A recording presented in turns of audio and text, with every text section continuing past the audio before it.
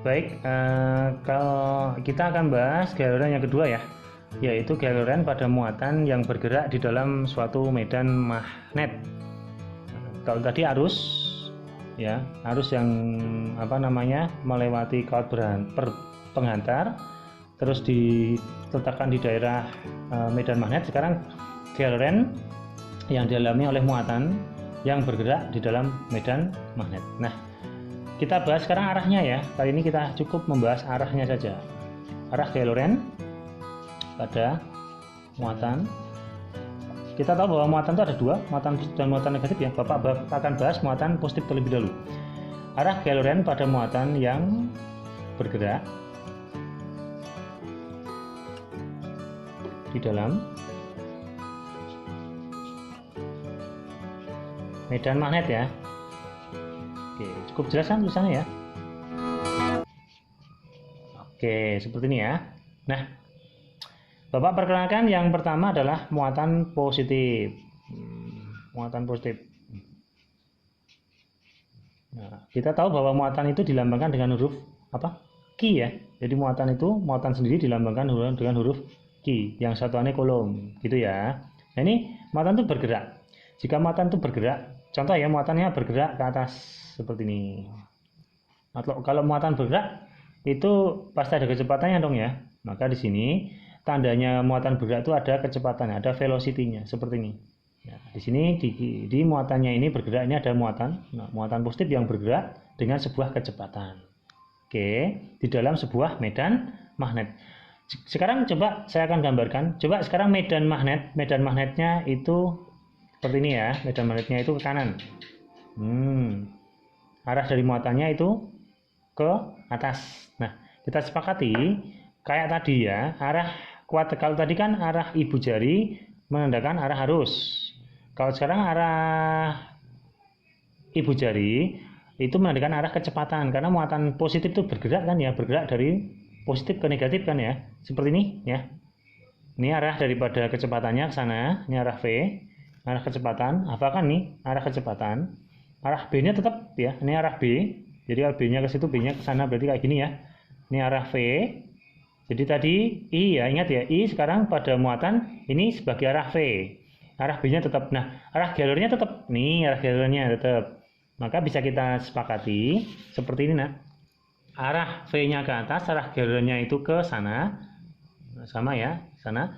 Nah, maka arah galurnya itu ternyata apa ini? Nah, masuk juga ya, masuk bidang kertas, sama kayak tadi kan, tidak jauh beda kan. Nah, ini kalau muatan positif gitu ya, kalau muatan positif sama.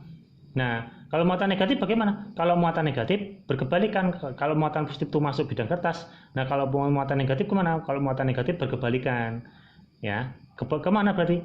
Kalau muatan negatif arahnya ke sana, sama dot ya. Jadi kita sepakati dulu, kita cari muatan positifnya dulu. Oh, muatannya masuk.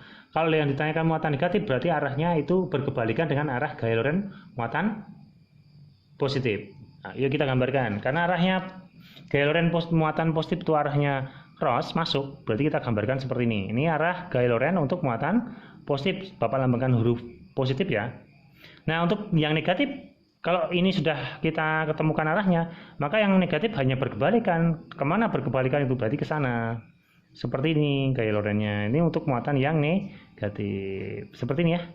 Coba. Ini kalau masih bingung, kita cek lagi.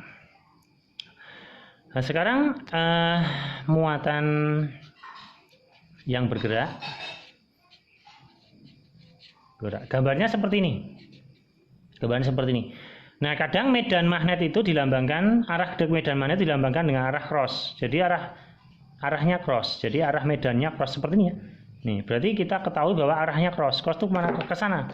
Cross itu berarti arah medannya masuk bidang kertas ke sana. Gitu ya. Terus coba kita perhatikan arahnya medan cross seperti ini. Ini arah medan cross. Berarti masuk bidang kertas. Telunjukmu berarti nanti masuk bidang kertas. Terus arah daripada muatannya itu misalnya ke atas.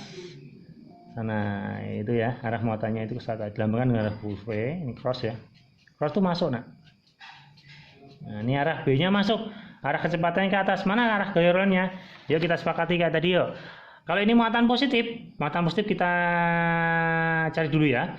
V-nya ke atas, ke Y positif, B-nya masuk cross seperti ini, ya kan? Mana arah gairornya? Nah, ini arah gairornya kelihatan nih. Oh, arah gairornya itu ke kiri seperti ini. Berarti kemana?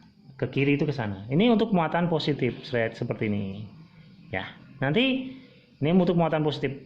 Untuk muatan negatif kemana? Muatan negatif ke sana. Arahnya berkebalikan. Ini untuk muatan yang negatif. Nah, kalau di dalam suatu medan magnet yang seragam kontinu seperti ini, maka karena sifat muatan itu terpengaruhi banget oleh medan magnet, maka ketika dia itu berbelok arah, contoh gini, ini saya Bapak animasikan ya.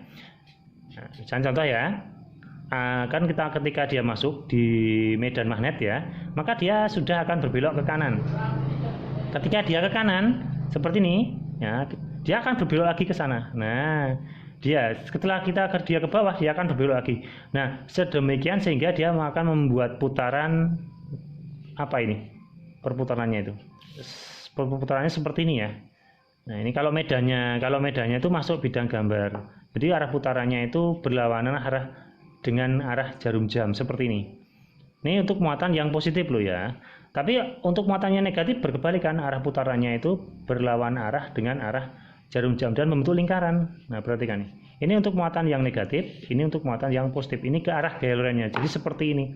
Jadi bisa kita logikakan kalau itu muatan bergerak di dalam suatu medan, maka muatan itu akan bergerak secara melingkar.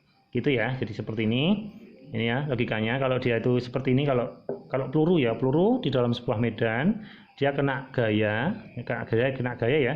Kena gaya ini dalam medan seperti ini medan ya, ini kena gaya, gailorannya ke sana, terus kena gaya lagi ke sana muter-muter kayak gini.